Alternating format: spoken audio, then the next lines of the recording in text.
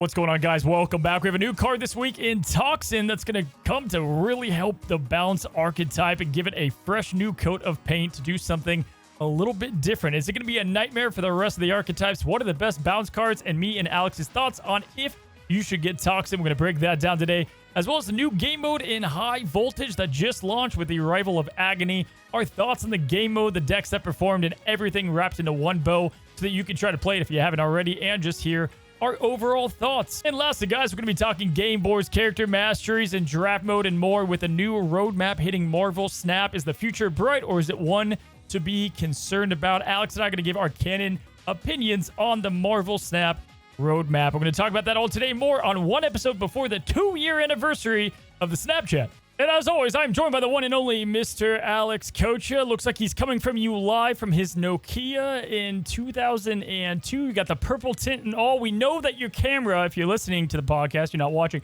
we know it died. We thought it was dying. It was on the brink of death. Is it safe to say that we've called it? It's in the grave. It's gone? Yeah, RIP camera. Like, it's completely gone, which is sad. Like, it's supposed to be a really nice one. It's only 3 years old too, and of course had a 1-year limited warranty. I'm like, come on, man. And actually, this is not a Nokia. This is a Razer flip phone. So, bro, okay. I thought about pulling out my Engage to actually do the video on, but I might have been tempted to game on it. You know what I mean? But I mean, we're gonna have to deal with this for now. I'm in the process of looking at some cameras. I was looking at the camera you got. And I'm like, oh man, it's so nice, and might have to save up some pennies. Maybe Cozy, I'll pick up just what you've got and look just like the Cozy. I'll even get my like the white headphones. I'll on get some tips, whole thing. Frosted tips. This is out of nowhere, but you know a skill that we all learn if you're over the age of, I don't know, 30 maybe, 20, 28, is the old style of texting. What do they call it? Where you would do like the numbers, and you would click like, number 1 like 4 times to put the letter D. What I forgot what the heck was that text? Touchtone dial text. Pretty much. All I know is that's a skill we all learn that we'll never use again in our life. Like, it's like cursive. You just you never need to use it again. I feel like that's definitely a lost era.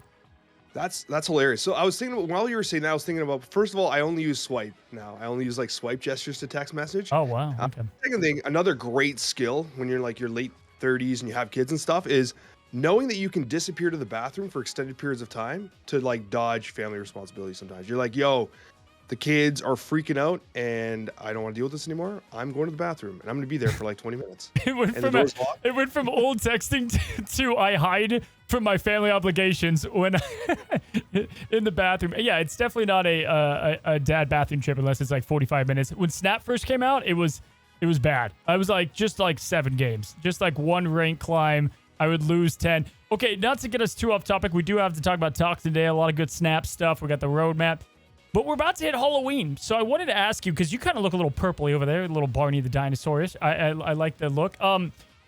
Is Canadian Halloween any different? Do you hand out maple syrup? Like, what is Canadian Halloween?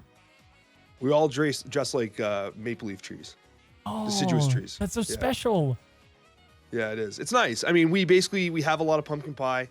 Usually the problem with us is that like our kids will get like really nice costumes and then it's too damn cold. So they have to like wear their coats over top of their costumes anyway. Because the costumes can't go above the coats. They have to go under the coats. So that kind of sucks. It always rains as well. Also, the houses tend to be kind of far apart in some of our surveys. So it's not easy. So what happens is some people even commute to areas where it's like more dense and there's more townhomes, because the townhomes are tighter and you can hit more doors faster if you want to min-max the candy acquisition. A, you're really selling me on a family trip up there for Halloween. It's really, it's seeming tempting. B, I feel like that was always like the urban myths around where I live too. Like there was always that one neighborhood where like they gave out the king size bars, right? And like, I don't know about you, I'd get home from my loot, and listen guys, I'm not proud of it. Every now and then I was a kid, and the take one, I took more than one. I can say that confidently. I know. And now I'm the guy that watches. Dude, I was just gonna say. So because we have the kids and no one's at my house, my wife's like, no, we gotta leave candy out. So we leave a big bowl of candy, man. Oh, it's gone. Bowl of candy, and I put tons of stuff in there. And the kids in our neighborhood, for the first few years, I was like, bro, they're gonna like, first kid comes, it's gone. Like they're just gonna empty the bowl into the thing. I watched on our security system. My wife's like, "You're crazy. Like, what's wrong with you? Like, just who Oh, well. cares if they take it?" I'm like, "I care. Oh, I That's care. my candy. I'm not letting someone step on my property No. and take advantage of my goodwill." No. So I would watch. Dude, there was maybe one kid that took two. You know what I mean? No These way. kids were saints That's for Canadian. the last like 5 years, man. No one has done anything. This is gonna be the year that not only is someone gonna steal the candy bowl, they're gonna steal my car. Dude, I remember I was like, whatever, 8 or 9, and I decided to do it again. I was like, all right, here we go. And there was a Kit Kat, something that I had to get. And there was like a dude in like an army camouflage bush thing, and he was holding the bowl like a statue. And I remember I did it, and he came out, and it put the fear of God in me. Like, I think I stopped being bad in school because of that. Like, it was a life-changing moment. I had to ask. Kit Kat was my weakness. What is what is your candy that just like it crushes you? I'm not even a big candy guy, but like chocolate, Kit Kat, that's my jam. Butterfingers, what do you got? I mean, for me, I've always been a fan of Sour Patch Kids. Like, if you're talking about candy, I like Yeah. Sour Patch Kids. The reason for this, though, is because you can't eat too many of them. With Sour Patch The Kids, you can tongue. only have like 1 or 2 at a time because they're so tangy. I think you can like extend the number of like the length of the bag. Conversely, one of my favorite candies is nibs. Like, you know nibs, right? The hell's a nib? What? What's a You nib? don't know what a nib is, A bro? That nib? is okay. This is the hottest take ever. You have to A have them in nib the United sounds like a sexual thing having what? Is nib? Yeah, they're called nibs. They're basically like really, really, really thick licorice. And there's the long nibs, which are just licorice sticks. And then there's nibs, which are cut.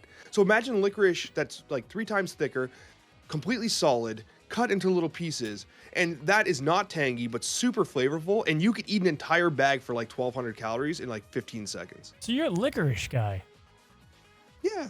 I mean, I'm an everything guy, man. You give it. Dude, the only thing I'm not is a fish taco guy. That's the only thing I'm not. We might have to do a candy tier list here next week. I liked Halloween. I was a guy. I brought my loot home. I separated it out, man. I would split the count. You know, I'd make sure my mom couldn't find it because we would go to school. She would just tear through that thing, and I definitely plan on paying it forward and eating all my kids. But yeah, man, listen, 'tis the season. If you guys want to see it, comment down below. We might do a candy bar tier list or candy tier list for tizzing the season. Anyway, it has been about 8 minutes. It has been about 8 minutes, so we probably should move forward. Incoming the comments, I came here for Marvel Snap Talk.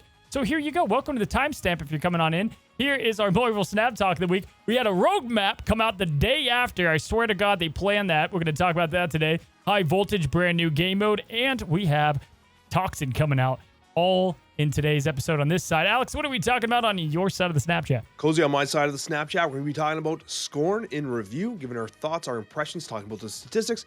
We're also doing a review/preview of Agony, the reward for playing High Voltage. And then, of course, as always, we have a absolutely hilarious version of the Snapchat mailbag. Hilarious version. I'm not aware. I am waiting for it. I'm excited for it. I know next week is our 2-year anniversary of the Snapchat, so we plan on having a very fun episode for that. Looking forward to that, guys, so be on the lookout. But we're going to go and dive right in. No more shenanigans. Let's talk about Toxin and the Spotlight Week. So first of all, Spotlight Week, we've got ourselves Zabu and Elsa. And for Toxin, if you don't know, he's a 2-cost 1 power card. On reveal, he's going to return your other cards here to your hand and plus 2 power for each of those cards returned. Again, it's Beast without the cost reduction, but he in Toxin is gaining the power. Alex, let's start with the spotlights before Toxin. Zabu and Elsa, not exactly jumping for joy. Yeah, not great. I think that Elsa's probably a good card that's not seeing play. Zabu, I think, it's seeing some play in some decks. We have a couple decent performing like big dude decks that are doing all right with Zabu, but I'm kind of falling unimpressed with Zabu, honestly. I think it's better than it was before, obviously, but I don't know if it's in its final form. But Elsa, I think, is just a couple meta shifts away from being relevant again. Just not relevant right now. Maybe Toxin's the meta shift. I feel like Elsa is just replaceable at the end of the day, right? Like, it's just another card I just don't play with. And like Zabu, I like, but this is one of those, again, this feels like Scorn of last week. If you want to play discard, you get Scorn. If you want to play bounce, you go to get Toxin with collector tokens. You even look at people like your bud Dexter. He has, I think, like 200,000 collector. It's insanity. And he was like, I'm running low. I'm almost out of 6 digits. I'm like, good God. But even he, I believe, did not open caches. He used collector tokens on Score. And I think it'll be the same here for something like Toxin.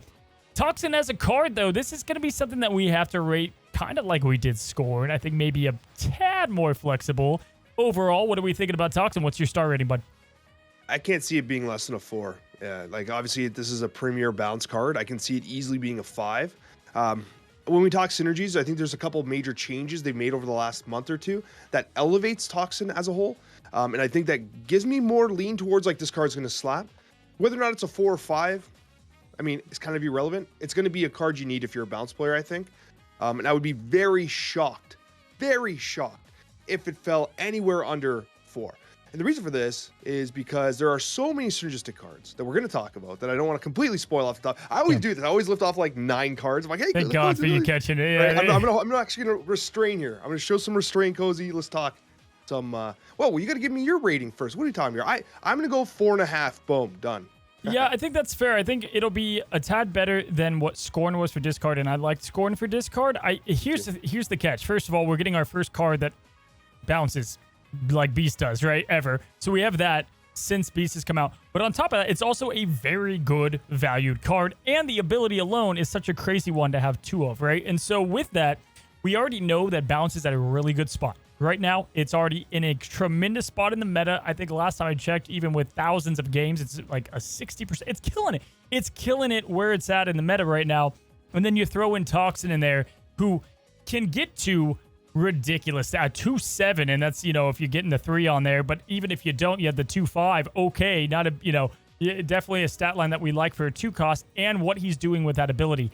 It's what we've talked about with Copycat, and in the past, these cards that do 2 things at once. And Bounce is getting that exact thing. I think there are going to be some decks that are quite literally damn near impossible to go up against in the right hands of the right players that play Bounce. For me, yep, same thing. I'll give it about a 4.5. I mean, heck, I'd give it a perfect rating for the Bounce archetype, no question, because of where it's already at. And I think you led to it really well here.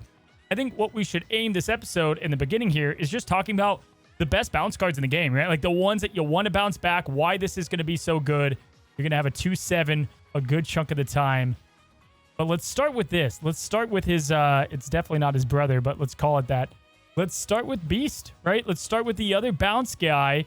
And obviously, we've got Beast and Falcon right now. For a while, we just had Falcon for a little bit. I don't know if you remember that little era. Will he, A, be used with Beast, which I think so, but B, you're going to have like almost an infinity thing going on here with, if you want to, which is crazy when you look at decks like Wiccan Bounce that actually have that energy to do so. With them both being 3 costs, a little awkward, but it's going to be insane the combinations that you can pull off with Beast and Toxin. Yeah, I mean, there's some early conversation about like whether or not Beast gets replaced by Toxin. And my early kind of pen and paper decks include both. Yeah. And I think there's reason for that. I think that it's like, you can utilize them in different ways on different turns, and you can take advantage of the fact that like Beast bringing them up at a discounted rate, right? I think it's helpful because what it allows you to do is kind of like, it allows you to like arm the Toxin. Remember, Toxin wants to bounce things back to gain power. Beast bounce things back, not to gain power, but to discount them and reproc their on reveals in the next play, right? So they're trying to accomplish different things. A playline that I see, and another synergistic card I want to talk about, maybe we'll talk about her later, but Black Swan, I think, is incredibly synergistic here. Yeah. You play Black Swan on 2, right? And then what happens is you don't activate her, right? Whatever you've played down, maybe you play a couple 1-drops on turn 3. Turn 4, 1-drop Beast, bring the 1-drops back. They're discounted. Turn 5, you're able to play down the 1-drops, get their on reveal effects again, play down Toxin, because now, like, you have the extra room, kick them back, activate the Black Swan, and now you're going into a turn where Toxin's huge, and all the 1-drops you've bounced back over and over again have been basically free for 2 turns, right? The Beast turn and the turn that you utilize the activation of Black Swan. So I think that they can be used in tandem, because I see Toxin more like a hit monkey finisher, not as like I'm going to play him on curve. You know what I mean? Yeah, I mean, listen, put together what you just said. When you get a Wrath card and it's a 0 cost with a bunch of power, that's what you're looking at on turn 6 with some of these play lines now. Like, you're going to have these, like, Rocket Raccoon, whatever we're about to talk about. And these cars are with so much power that the only way to stop them is to give priority and Killmonger it. Like, that's going to be one of the few ways to be able to deal with this. Shadow King, obviously, we know some of the counters already. But listen, I like that you brought up Black Swan. I think Agent Venom, Black Swan, Hitmonkey, and Wiccan are kind of like the bounce supporters, if you will. Mysterio finds its way in there because you got the Agent Venom stuff with the sat, whatever. You got stuff that you can work on with that. I'm going to be interested in the shells that get made. Does Falcon make the cut, right? Obviously, I think there are a lot of lines that you want him to make it, but that's why Elsa to me is just kind of meh, because you're going to be just this list is going to be razor tight now that Toxin is going to enter in as a must include, and we just got something like that with Silver Sable. So we'll go ahead and kick it off with her, and let's start talking about some of these balance cards, right? I mean, clearly you loved her for this whenever she was coming out, and now I think this is going to be her big chance to shine. You got Silver Sable right here as one of the better bounce cards within the game. I already brought it up in Rocket Raccoon. These two, just in the potential of them, look insane. Yeah, no, absolutely incredible, right? And as we said, like when you get those kind of rolling turns where you're constantly reprocking these, right? I think it's huge, and the power output's massive of Silver Sable. I actually think that Rocket Raccoon has a higher ceiling. Obviously, it does. Yeah. If you can land those Rocket Raccoon hits, then it does have a higher ceiling than Silver Sable. The disruption of Silver Sable is not like nothing either, though, right? That 2 power comes from somewhere, and this steal mechanic that they've started to incorporate into Marvel Snap is actually a really good mechanic. I really like, right? And I think that Silver Sable is a phenomenal card. I think that Rocket Raccoon can be a phenomenal card in the hands of a talented player and one who can mind read. We've talked about the mind reading on the Snapchat before. But yeah, no, like there's so many good 1-drops. And even in this meta here, like I might make the suggestion of a 1-drop that I think is underappreciated and I think is worth testing in these bounce decks. And it's going to be Iceman. I still feel like Iceman's underappreciated because like we've talked about in the past, you don't see the damage he's doing, but the opponent feels the damage, right? So it's one of those things where I think that Iceman's another solid winner, not necessarily from a power perspective, but like, hey, you thought you had a play line, now you don't. I mean, yeah, you can get his activation like 3-4 times, depends if you even throw in things like Grandmaster in there and the new versions of these bounce decks. I think there's the Agent Venom stuff, and then there's these other versions that you can play. What I like that bounce is becoming is that it's almost focused solely on these 1 cost. Couple 2s in there, maybe. You have Sage as a compelling 3. And then obviously you have things like Bishop for support as well. But it's becoming a lot about the 1 cost because of the way that you play it. And because Toxin doesn't reduce cost, I think it's going to lean into that even more so, right? We'll have these Agent Venom decks and these 1 cost decks that you just are going crazy about. And to me, I think we just listed 3 of them. I think that the Hood, Silver Sable, Rocket Raccoon, and I do agree. I think Iceman are kind of the non-negotiables, need to be in there, need to be in your list. If you're playing bounce, like if you guys haven't played bounce, you want to dive in, those are the ones that I would recommend definitely going with as you lean into things. And then probably Nico would be my next pick there. Yeah, no, absolutely. And like the 1-drops do carry a lot of weight. And Nico's phenomenal too, because it also gives you like that hand extension often with like the copy. It gives you the opportunity to draw through your deck, which is often very valuable as well. It just gives you a lot of different options. It can even change the Hood into a demon, and then you get a demon as well. It's like you're double dipping on the effect, which I like a lot. One thing I will mention is I thought it was cute earlier on where you were like, hey, Toxin might be a 2-5, maybe a 2-7. I'm like, look at Cozy, not assuming he's starting as a 2-4. Because we know that a lot of these bounce decks are using one of the newest cards to hit Marvel Snap, fellow symbiote. What's his name again? Oh, yeah. Agent Venom. That was a joke. Cozy, I remembered his name. Oh, sorry. I'm just forgetting the most meta shattering card we've had this month. Yeah. No, Agent Venom, I think, is often going to be played in these decks as well because it's just too good. It's just too good. It provides too much value. And with Agent Venom, like the deck starts to rate itself. All the stuff you're talking about, then you can like, okay, maybe I throw in Iron Man, right? Maybe I throw in like, and all these other greedier pieces come into play. Yeah, I think it's good. And what I like about him too is that, there's games when you're playing bounce that you don't get beast, and man, does that deck, suffer. And I think we're thinking about all the top end stuff, right? Like, oh my God. And then imagine bouncing back Toxin and then getting him to be like a 2-4, whatever. But also, I love that Toxin is just a 2 cost that bounces back, right? So if you don't get the right draw, or if things happen and you have that Hood and you're like, man, I kind of just want 2 demons out of this. Like, that Hood that you play for a 1-3, you then play Toxin, who's going to be gaining power and then giving you another demon. So that plays even bigger, and you don't have to rely solely on that. That's where you said your point earlier about Block Swan. I think she'll be important just to have as this kind of other safety gate with him. But yeah, I mean, guys, listen, this is going to be an archetype that if you're interested in playing, it takes some time, especially, you know, Toxin is very, he's very narrow in where he can fit in, but Bounce does have a lot of different pathways that you can take, which I wanted to kind of lead into. You know, last month we got our new move cards, Alex. Listen, the small moving package is pretty damn good. And I think that this could be another place that amps this deck up a little bit more, gets that Human Torch going, gets the Iron Fist, gets the Ghost Spider. It's probably not going to be the best list, but I'm excited that this is going to be a possibility. It definitely can be. And like that deck is one of the ones that like puts up so much power so fast. Yeah. And I think that people, because it's like, it's been one of the higher cube rate, win rate decks that like has not seen a lot of actual play. And so if you're someone who like wants to get competitive, get the infinite, push to the high ladder, win Infinity Conquest, mastering that little movers is going to be key because your opponent can't like read the play lines effectively, right? Yeah. Because they're not used to playing against the deck. So I think you can catch people by surprise.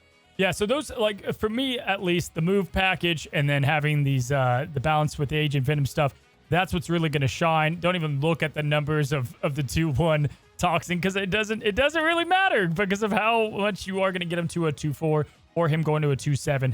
Hell, we just said it, maybe even a 2-10 to start, you know, at a full lane. Absolute craziness. The way to compete with this is going to be cheeky place that if it does get out of hand, we can do, right? So obviously you have the Sandman change that they did to increase the cost. You have Invisible Woman that you can hide a Killmonger. You have a dare I say a Ghost. You're not going to be playing Ghost, but I guess Ghost could be a card you could play to delay your priority a little bit. For me, it just comes down to like, if you see yourself playing a Toxin deck, you need to do what you can to give priority so that you can use your tech cards later on. And Killmonger will be a huge presence this week. He's going to need to be. Him and Shadow King, people don't play. They're going to have to combat this. Yeah, no, Shadow King, Killmonger, and I want to give a special shout out to the good boy doggy, Cosmo. Cosmo, I said good boy. I think Cosmo might be a little lady dog. I'm not exactly sure, to be honest with you. But anyways, that's a whole other conversation. Cosmo, I think, is a really good call in the current meta as well. And I mean, Cosmo's been a little cheeky and high voltage and some other things. We'll talk about that momentarily. But like, I think that Cosmo is also a good option because when they're bouncing and like, it can be hard to anticipate where they're going. But one of the things about bounce is they're often playing with initiative in an interesting way where you might have initiative and you're like, oh, they're going to want to bounce back their Sable, right?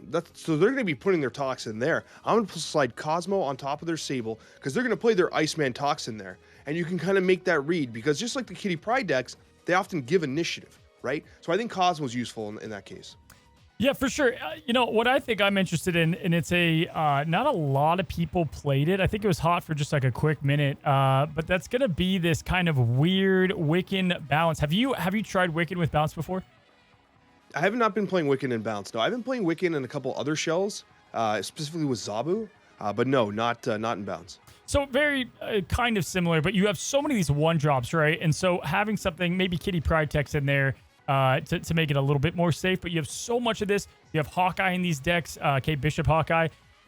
Wicked Bounce can go crazy, like absolutely crazy, and it's in a card that you don't need to have. I think that's why Wiccan works so well, is like, if you don't draw him, it's fine, where a lot of Wiccan decks, you kind of need to draw him.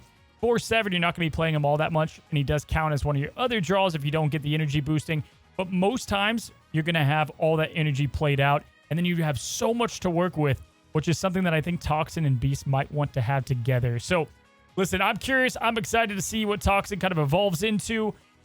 Again, kind of like Scorn, there's not a whole lot to dive into outside of the initial bounce stuff. Maybe Misery will get some play here. You know, we've seen some of that stuff. But I'm excited to see kind of how good Toxin is. There's one key thing that gave me some reservation from keeping him away from a 5-star and keeping him closer to that 4-star range, was that people have been... I think comparing him often to Beast, but they've been thinking about like Toxin being this like high power card, but it's probably not a closer, which I think is important to understand.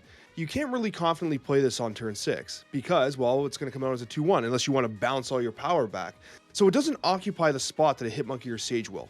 So I think that it's important to recognize that you have a tighter window at which this card is going to be able to be used effectively.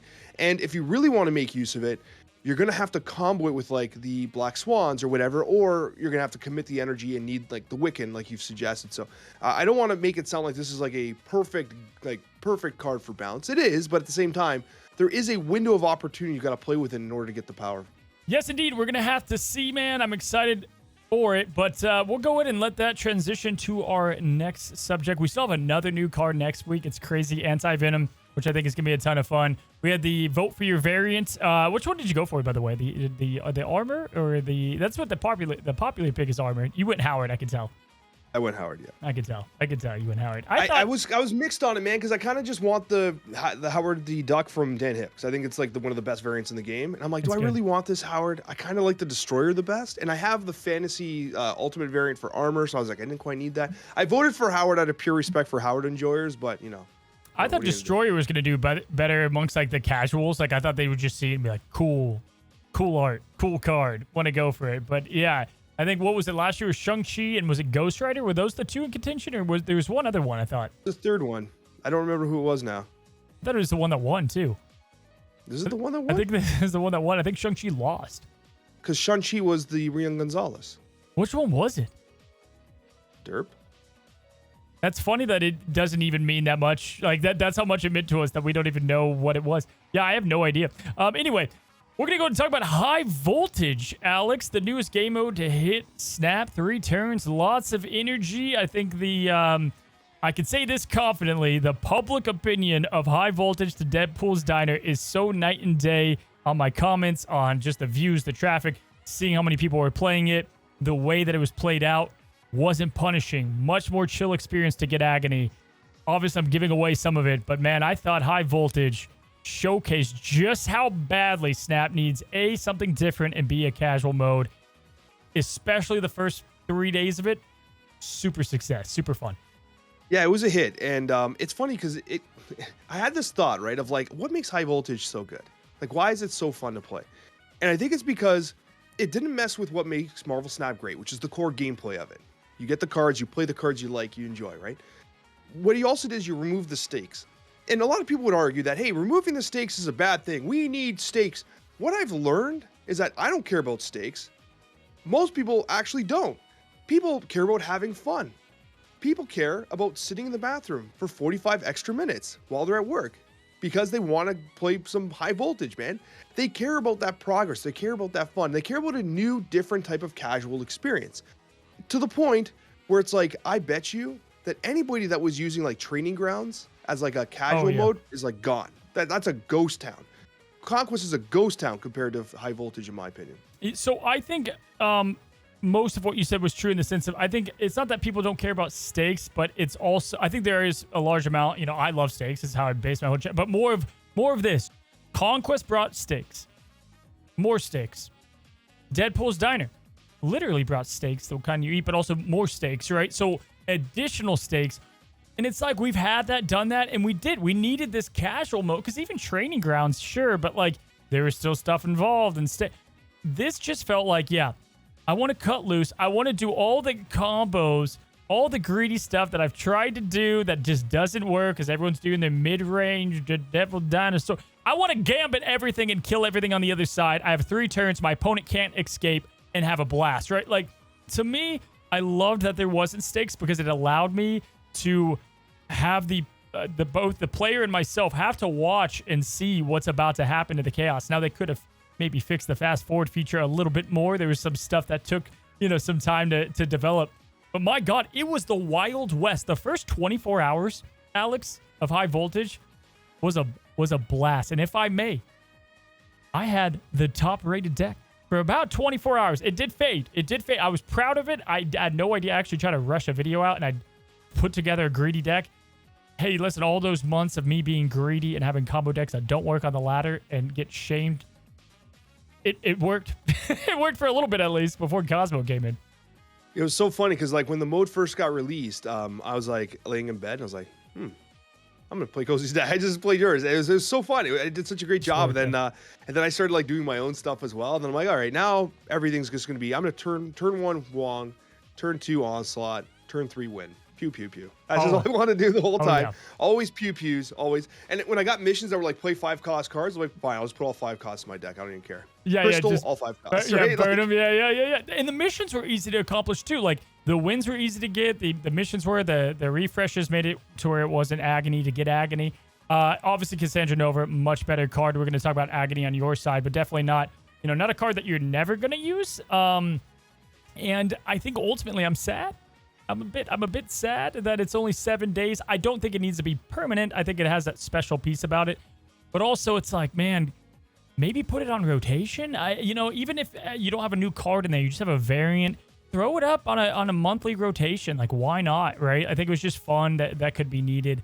And I think it showed that to Second Dinner. But yeah, my ultimate advice to most people, or just play what you have fun with. Who cares about decks that win? Just play whatever you come up. A Spectrum deck with ongoings all over it. Whatever you want to do, man. And I think people did that. I know they did, but also would it surprise you to know that people enjoy having fun. Enjoy having fun by winning. That's what I meant to say. They have fun by winning, which is like kind of one of the challenges they have. But your message is 100% correct. It's been something we've been preaching for the longest time. Don't chase the win rates. Chase what you actually love about the game. And that's what I said before, that I'm not a stakes chaser. I don't care about the stakes. I want to brew a crafted deck. I want to see how it does in the ladder. I want to have fun. That's what I want to do. And I think that, like, there's been a lot of burnout in Snap. And I wonder if, even from a creator side, and I wonder if it was because people lost sight of what was important and what was fun about the game. And if I'm just trying to grind to rank 1 all the time, it's going to burn me out. I'm just going to, like, first of all, I'm not going to get there. And secondly, I'm just going to get exhausted. And it sucks the fun out of what I enjoy about this game. And so I said, you know what? Months ago, I was feeling a little burnt out. I'm like, you know what? No, I'm going back to the basics. What do I love about this game? And that's what I'm going to do. I'm going to brew, I'm going to craft, I'm going to engage with my community. That's why I'm here. And High Voltage, for a lot of people, was this, like, it's just this breath of fresh air that they needed. They needed something to just change their palette, to have fun again. And it just allowed you to do that. I mean, we saw a lot. I think these big power decks kind of took over towards the end, these Scar, She-Hulk kind of decks. And then we had Patriot stuff. The on-reveal stuff worked before Cosmo and Alioth entered in. Alioth, yeah. And that was a huge thing. A lot of people played Alioth. A lot of people played Cosmo. And a lot of players had opinions on that for sure. I mean, hell, you were having Electros being vipered over on the first turn of the match, and just stuff the evil that has been concocted by the community. I love it. And listen, have fun how you're gonna have fun, whatever. My goal was to Gambit, as many people. I swear I mainly just played the Gambit stuff because I was like, when am I ever going to... Because here's the thing. I get the whole, like, how can someone play Alioth and Cosmo? But also, like, I'm killing their entire side of the board if I'm doing what I want to do. Like, hey, I don't know if my way's any... I see stuff on Twitter. I'm like, whatever. But yeah, for me personally, my whole mission was I was doing that, and I was doing this, like, Omega Red, Onslaught, Mystique that, and win that lane. And, like, it was, like, this compound. Like, I was just doing stupid stuff that I never get to do in the main game. I'd be damned if I was playing any other deck that I could do on ladder. That's for sure. Oh, for sure, man. I had a deck where I had like Havoc, Ebony Maw, Baron Zemo, like all like absolute trashier cards. But in theory, they get some new life here. I was playing them with Moon Girl as well. Because like, I'm like, listen, I can Moon Girl Ebony Maws, right? And like, I got this massive hand, tons of energy. Why wouldn't I? I was playing crystals. Man, my Pew Pew deck had Crystal in it, Iron Lad. I had all these things to like keep reaching into my deck, right? And it's kind of funny because like, man, I just had fun. And I kind of laugh because like the fun police of people playing Alioth, you're going for the dub. I respect it. But at the same time, it's like, I would rather if you're worried about me Gambit Pew Pewing your entire board, you do the same thing. Let's see who pew pews to the end. You know what I mean? Let's see. Right. Let's just get rid of those cards and let's just make it the gong show it needs to be. I was surprised that Alioth made the list of cards that could make it, right? Because they banned, obviously some stuff and there's other stuff that you're like, could this have not made it? But again, all I know is let's rank it 5 out of 5. I think I give it like I don't know. I have nothing bad to say about the game mode, and I thought exactly what it was going to be. The first like 48 hours were the best. Listen, I'm going to say I hate statistic sites. I do. I think they ruin a lot of card games, and I get why they're important. I think they're actually very important, so don't mistake that for that. I think Untapped is great for so many reasons. I love when games first come out or game modes first come out Because it's the Wild West. It's just like, bro, I'm gonna play Crossbones because I think he might be good. Like that's what made it so fun. And so I called this when the game came out, the game mode came out. I was like, man, I'm gonna play as much as I can in this first 48 hours because there's gonna be nothing like it. Yeah, then everyone min maxes it, stuff like that. You're right, and I absolutely agree with you. It was so much fun. I would give it like a 4. I think it has room for improvement. I like the fact that it was very free to play friendly. Getting Agony was very easy, and getting the rewards was straightforward. I think they learned lessons from Deadpool's Diner. That was my major concern. Oh, yeah. They made a new mode, and it was actually fun. Now it doesn't replace Draft. Right, I'm gonna miss it personally. I'm gonna miss it because I loved it as a place to casually like unlock, finish missions, stuff like that. It was so fun to do that. One thing I will say is like a little negative thing. This is more like it's kind of an Alex thing, but I can't be the only one out there that did this. I thought like the 4th or 5th reward, whatever it was like the second reward for the credits. The credits. Oh, I dude, thought it was 5,000 credits. Same. But it's 5,000 volts for the credits that was 250. I thought they were giving away 5,000 credits, man. I was like, I can't believe they're doing this. This is crazy. This is the most unsecond dinner move they've ever made. I was about to like literally drive to like California just to like say thank you for like doing this for the community. You can hold your thank you. I'm like, I was so hyped up, dude, because they also did the gold boosted ranks thing now, so you can get like you get better chances for inked and gold in your splits. So I'm like, what a perfect give back for the community. Give them extra credits so they can do splits. Right? I'm like, they're geniuses. They're geniuses. Monetization's fixed. And then I clicked the button. I was so hyped up, man. I'm like, I'm getting 5,000 credits. I'm going to split like Mystique 6 times. Boom, 250. I was like, bro, what?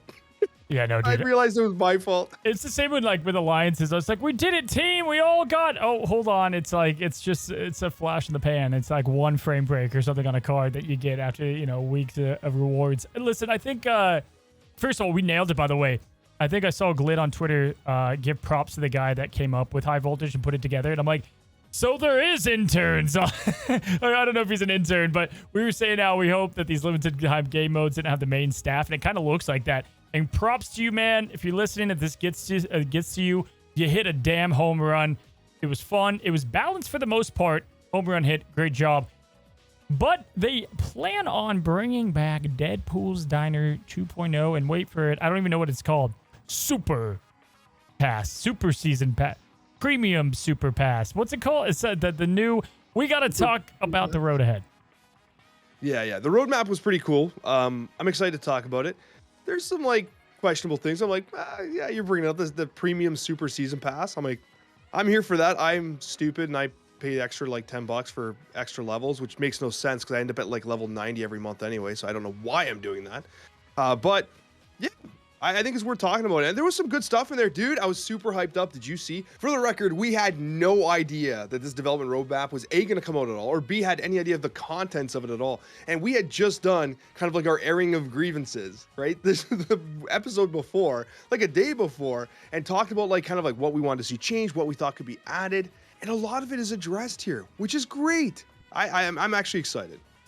So yeah, I'm excited for some of the stuff more than I am other stuff on here. I do have like my critiques on it. I commend them for let's start here. I commend them for the extra communication. I commend them for keeping the list way shorter, meaning there's a much higher chance that this stuff is going to be done, right? And just like the sneak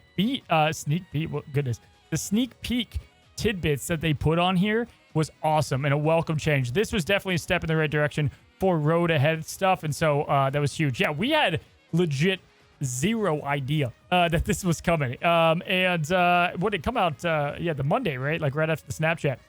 So we're gonna look at it quickly. We'll go through some of it here in the coming soon. You guys can see we have High Voltage already happened. Collector's Vault, which for the most part people are excited about.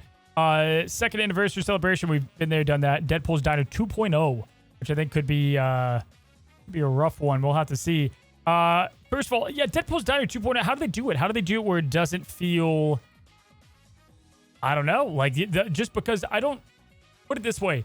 I liked the game mode, but I think there are things about the game mode that if they didn't change, like if you lose, which the whole premise of it is that poker table that you move forward with. And so like, you know what I mean? How are they going to change that? I don't know.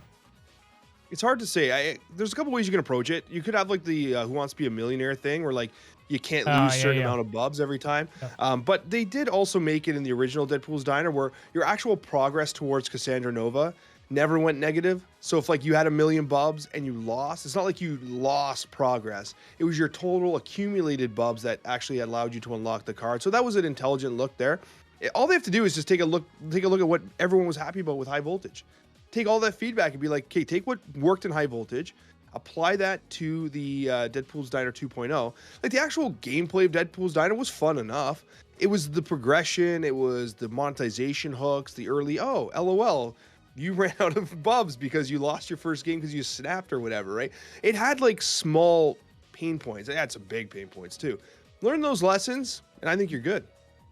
Yeah, so Collector's Vault is the next thing we'll talk about briefly here, and essentially, like, if it came in a bundle a long time ago, you've got a chance to snag it back up. And I've seen, again, mostly good press, per se, about this, if press is in from the people.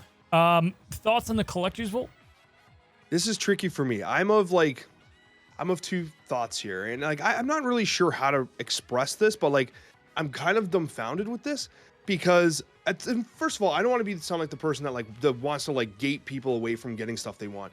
Like if you're someone that's like, I need to have the Throg variant for Thor. Like I need the Froggy variant for Thor. I want you to get it. Like I want you to get it for an inexpensive price. Like I want you to enjoy the game and have it. The only concern I have is like I was kind of under the assumption for a long time that especially these like Apocalypse bundles, there's been very expensive bundles. And you kind of buy them with the pretense that those are exclusive, never coming back. And so like, I'm not saying that like, I'm not taking the ground that I don't think people should be able to get those again. But when you're selling them under the pretense that like, hey, this is the only chance you'll be able to get it. And you sell them for 140 Canadian dollars or $100 American or whatever it is. And then you're like, hey, by the way, guys, they're coming back. You get a year of exclusivity though. But it's like, bro, it's already been a year though. So I guess it's just out and you can buy for, I don't know, man. I see both sides of the argument. For me, I'm glad people can get it. Like, I don't mind it myself, but I think there is a valid concern for the whales and the dolphins and the people who have spent their money to support this game under the pretense that those were, in fact, permanent exclusives. Yeah, so I totally get the both sides camp of that. I think there's way more people that want the variants than are mad about it, 100%. But I will say, yeah, I think most games with skins or things that you buy that they don't come back. And if they do, they're recolored. There's something different about them. Like I've seen that happen to old games. And I was 100% under the thought that, that they were a one-time purchase. Like hell, in fact, if they bring back the Hellfire Gala, which they're going to probably because there's a whole album for it. But if they bring back the Hellfire stuff, does that rotate in? Is that rotated into the main stuff? I think it is. Yeah. I don't think they even, oh, that's another point. Oh my gosh, I never thought of this. This probably opens up their chance for putting exclusive variants into albums and stuff, by the way. Yeah, I wonder. That's a potential downside. Yeah, it is a downside. I'm curious if this hurts future bundles too, the way that variants work. I think if I'm being candid, variants and bundles as a whole, they've had to take a much bigger hit on those. I definitely don't purchase near, if not any, as much as I used to. And so I don't know what the metrics look like here. I think what I want to get to with all this, and again, it's not that I'm not thankful for the stuff we're getting. Everything that I see here, if I look at Snap, right now, I think a lot of creators share this because they reached out to me and I talked and gave my opinions on it.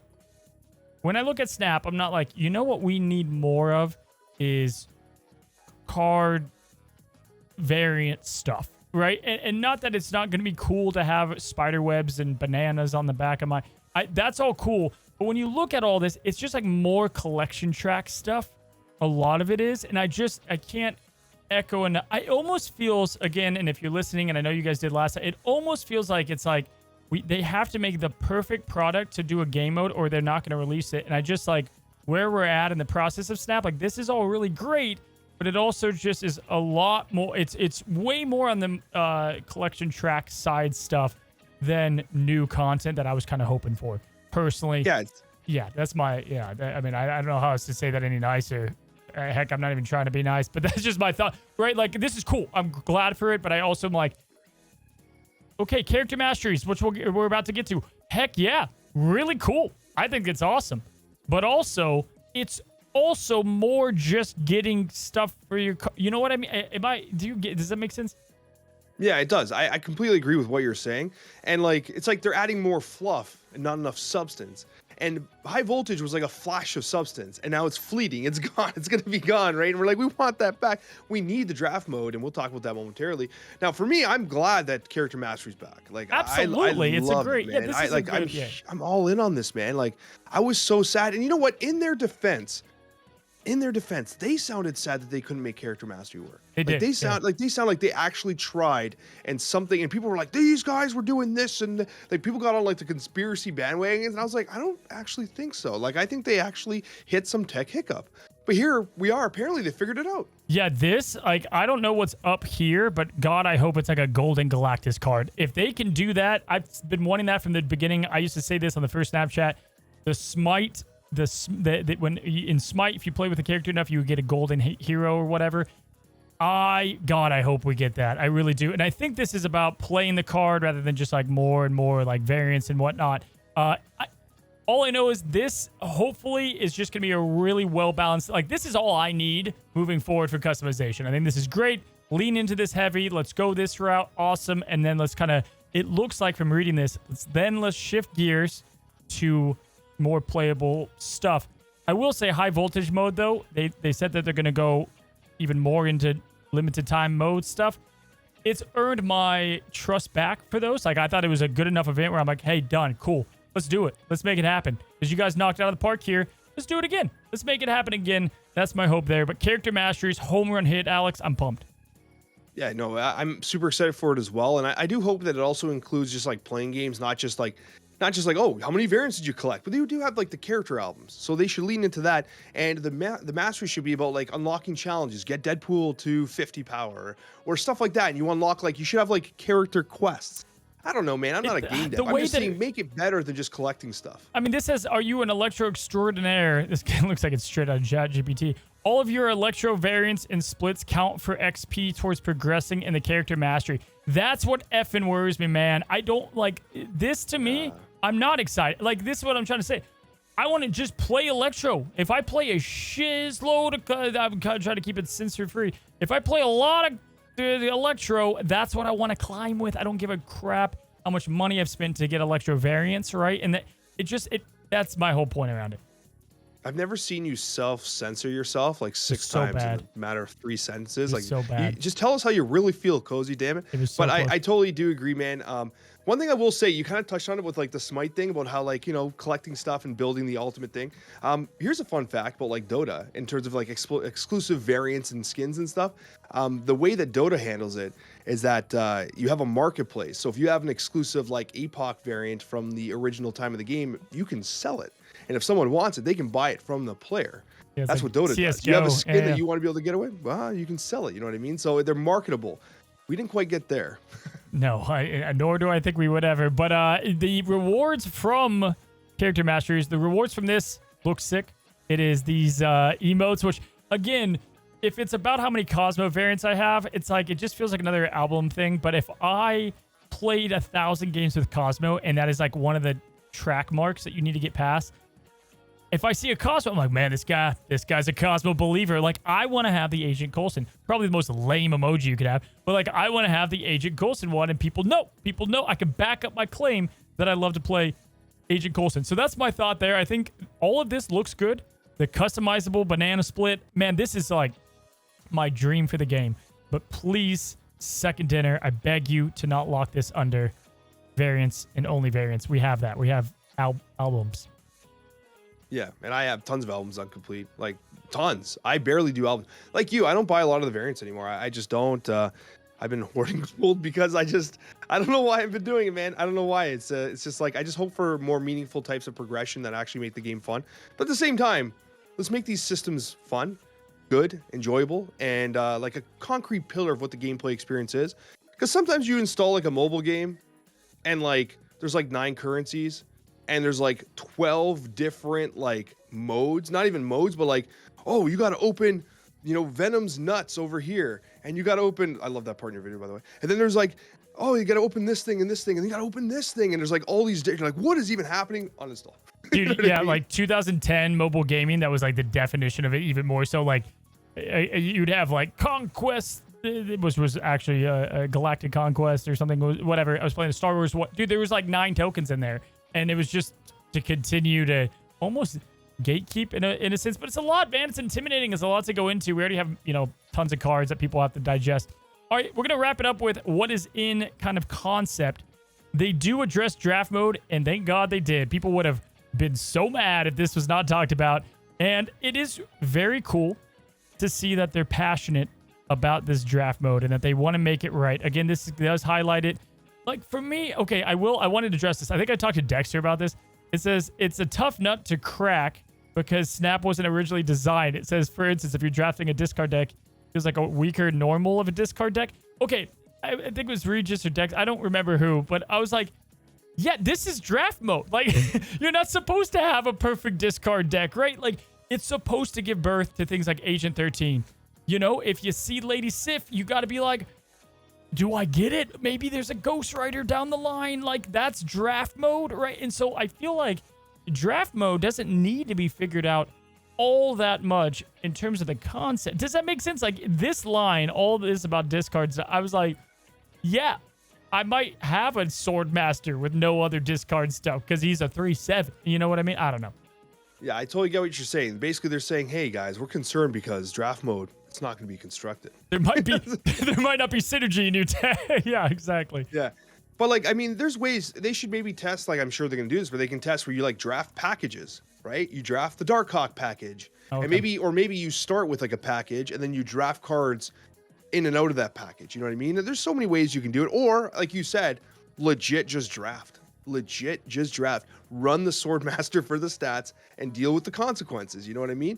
There will be some cards that suck, like Hela, but that's just going to mean Hela sucks. You know what I mean? Like, that's it. Hela sucks. Okay.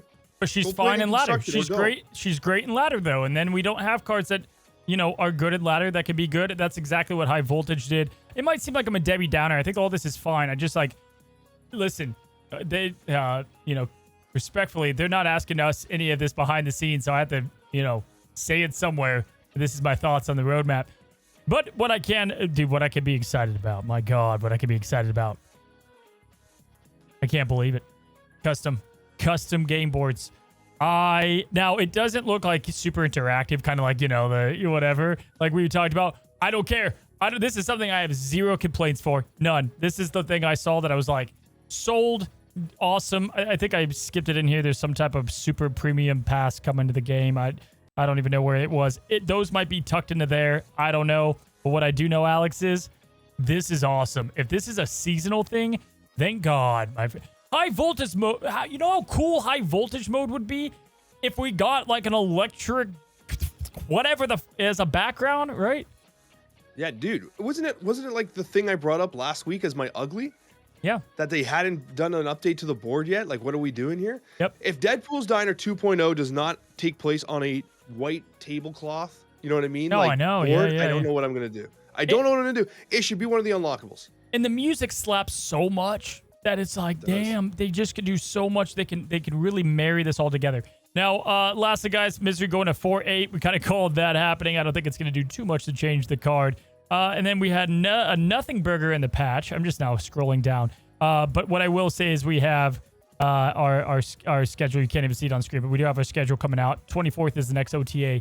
Keep that in mind. So we had ourselves a good old Snapchat, man. Toxin, High Voltage, road ahead. Next week is the 2-year, and I'm pumped to celebrate it with you, man. 2 beautiful years, never missing a Monday ever in the Snapchat. It's like marriage, man. Through sickness and health, we're here, we're there. Wealth, sickness, and wealth. I should know this. I actually married. I think it's definitely health, not wealth. It's not wealth. It would make sense with wealth. I married Dexter, and I still don't know that. Anyway, we're gonna be talking about Scorn and Agony interview in the Snapchat mailbag over on Alex's side. A lot of things to talk about Agony. If you guys are watching my channel, I haven't talked about Agony at all because I'm saving all my thoughts for Alex's side of the Snapchat. Go check it out. Go subscribe to the man. Love you guys. Have a good one. Have a great one. Till the next one. Happy snapping.